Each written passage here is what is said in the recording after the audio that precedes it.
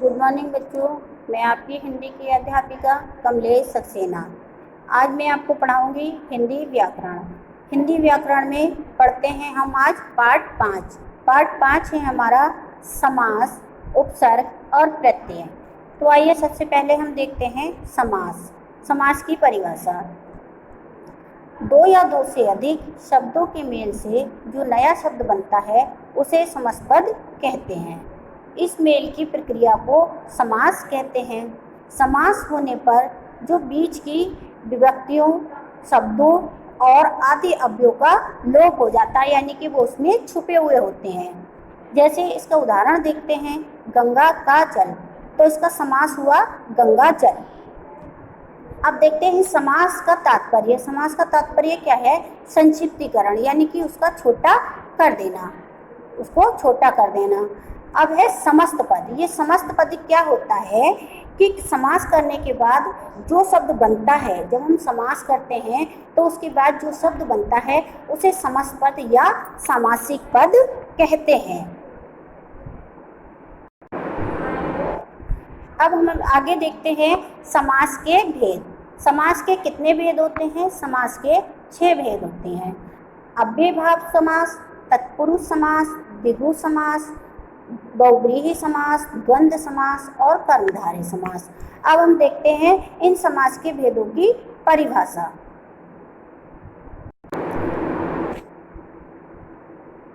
तो समास के भेद, इनकी परिभाषा देखते हैं। पहला है हमारा अव्ययीभाव समास। इसमें है जिस समास का पहला पद प्रधान हो और वह अव्यय हो उसे अव्ययीभाव समास कहते हैं। जैसे यथाशक्ति यानी शक्ति के अनुसार, आमरण यानी मृत्यु पर।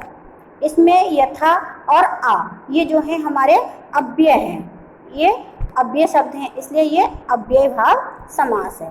दूसरा है हमारा तत्पुरुष समास। तत्पुरुष समास में जिस समास का उत्तर पद प्रधान होता है और पूर्व पद गौण होता है, तो जब हम समास करते हैं तो उसका जो पहला पद होता है उसे उत्तर पद कहते हैं और जो बाद का शब्द होता है उसे हम उत्तर पद कहते हैं। जो पहला पद होता है उसे पूर्व पद और जो बाद का शब्द होता है उसे उत्तर पद कहते हैं।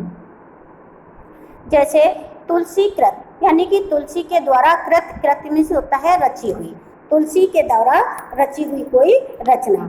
या जैसे कहते हैं देशभक्ति, देश के लिए भक्ति। तो इसमें क्या होता है, जो कारक होते हैं हमारे, उन कारकों की जो विभक्ति होती है उनका लोप होता है, यानी कि वो छुपे हुए होते हैं। अगला देखते हैं हमारा है द्वंद्व समास। द्वंद्व समास की परिभाषा है जिस समास के दोनों पद प्रधान होते हैं तथा विग्रह करने पर और अथवा या एवं लगता है।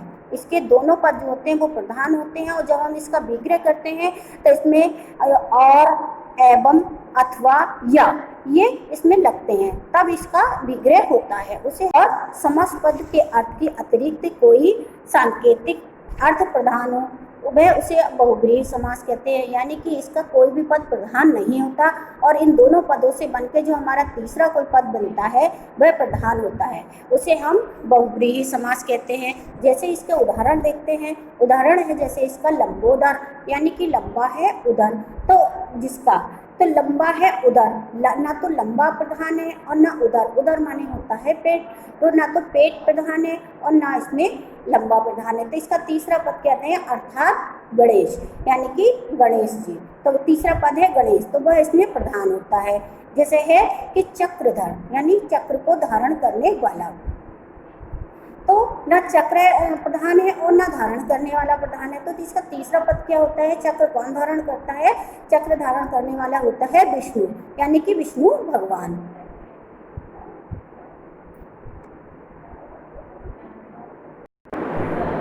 अब हमारा अगला है कर्मधारय समास। कर्मधारय समास में जिस समास का उत्तर पद प्रधान हो और पूर्व पद व उत्तर पद में विशेषण, विशेष्य अथवा उपमेय और उपमान का संबंध हो वह कर्मधारय समास कहलाता है।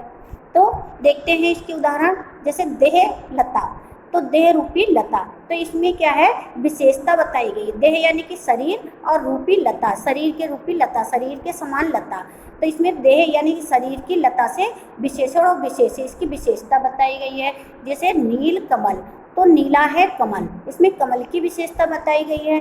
सज्जन, सत यानी कि अच्छा और जन माने लोग, तो इसमें सतजन यानी कि अच्छा लोग, तो अच्छा क्या है, ये हमारी विशेषता, इसमें विशेषता बताई गई है।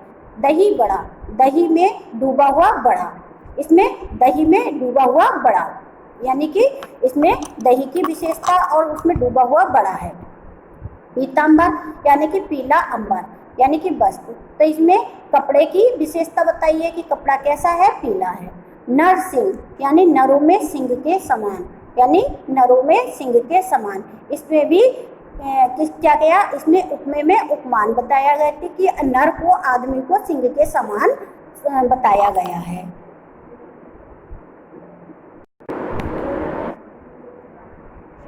अगला आया हमारा द्विगु समास। द्विगु समास में क्या है, जिस समास का पूर्व पद संख्यावाचक विशेषण हो उसे द्विगु समास कहते हैं।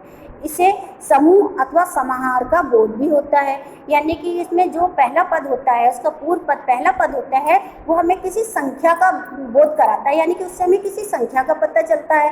अथवा पूरा समूह का जो है कि समूह का बोध करता है, पूरा जो होता है हमारा समास, वो किसी समूह का बोध कराते हैं।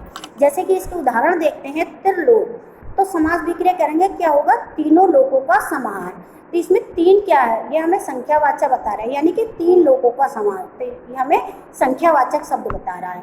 नवग्रह, नौ ग्रहों का समूह, तो नौ क्या है, इसमें नौ संख्यावाचक बता रहा है। नवरात्र, नव भी इसमें नौ रात्रियों का समूह, ये नौ रात्रियों का, ये नौ रात्रियों का समूह, ये नौ रात्रियों का समूह, यानी कि नौ गिनती आई, संख्या आई।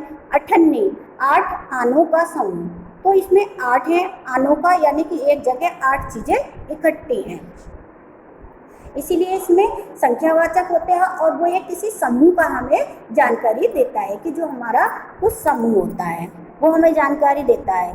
तो बच्चों, ये आपके थे समास। मैं समझती हूँ कि ये बहुत अच्छे से मैंने आपको समझाए हैं और आपके समझ में आ गए हैं। अब हम दूसरी वीडियो में आपको बताएंगे उपसर्ग और प्रत्यय।